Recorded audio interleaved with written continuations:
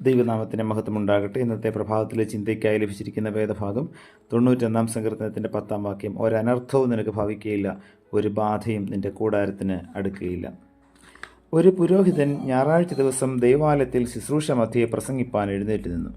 അത്ഭുതമെന്ന് പറയട്ടെ, അന്ന് പ്രസംഗിപ്പാൻ മനസ്സിൽ സംഗ്രഹിച്ചത് മുഴുവൻ അദ്ദേഹം മറന്നുപോയി.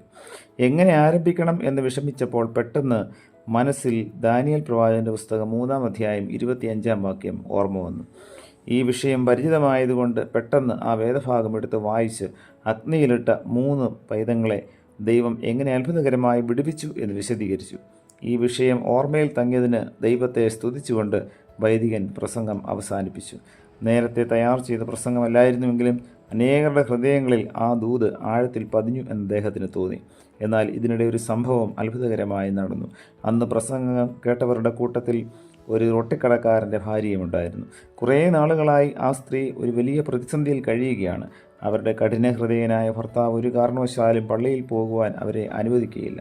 അവർ പള്ളിയിൽ പോയാൽ തിരികെ വരുമ്പോൾ അവരെ ബേക്കറിയിലെ തീച്ചൂളയിലിട്ട് കളയും എന്ന് അയാൾ പറഞ്ഞിട്ടുണ്ട്. അതുകൊണ്ട് ആ സ്ത്രീ എന്നും ദൈവാലയത്തിൽ പോകുന്നത് വളരെ ഭയത്തിലാണ്. അനുവാദം കൂടാതെ അന്ന് പോയതുകൊണ്ട് ഉള്ളിൽ വളരെ ഭയത്തിലായിരുന്ന ആ സ്ത്രീക്ക് അന്നത്തെ പ്രസംഗം കേട്ടപ്പോൾ വളരെ ധൈര്യമായി. ഭർത്താവ് തന്നെ തീച്ചൂളയിലിട്ടാൽ പോലും അഗ്നിയിൽ നിന്ന് രക്ഷപ്പെടുത്തുന്ന ഒരു ദൈവമുണ്ട് എന്ന വിശ്വാസത്തിലാണ് അവർ തിരിച്ചു പോയത്.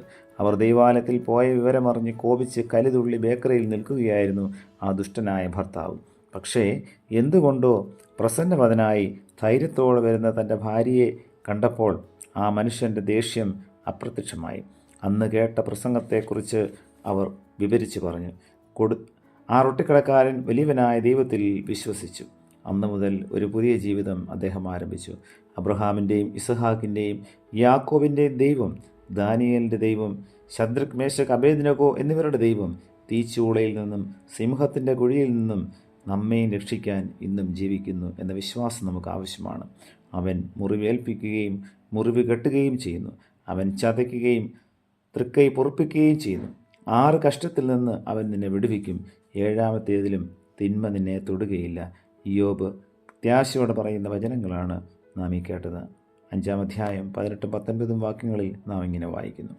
അതുകൊണ്ട് പ്രിയമുള്ളവരെ, എൻ്റെയും നിങ്ങളുടെയും ജീവിതത്തിൽ കഷ്ടതകളും പ്രയാസങ്ങളും കടന്നു വരുമ്പോൾ വെറുതെ ദൈവസന്നിധിയിൽ പ്രത്യാശയോടും ധൈര്യത്തോടും നോക്കുവാൻ തക്കവണ്ണം കർത്താവ് നമ്മെ ഓരോരുത്തരെയും ഇന്നത്തെ വചന കേൾവിയിലൂടെ സഹായിക്കട്ടെ. പ്രിയ കർത്താവെ, നൽകിയ വചനത്തിനായി സ്തോത്രം.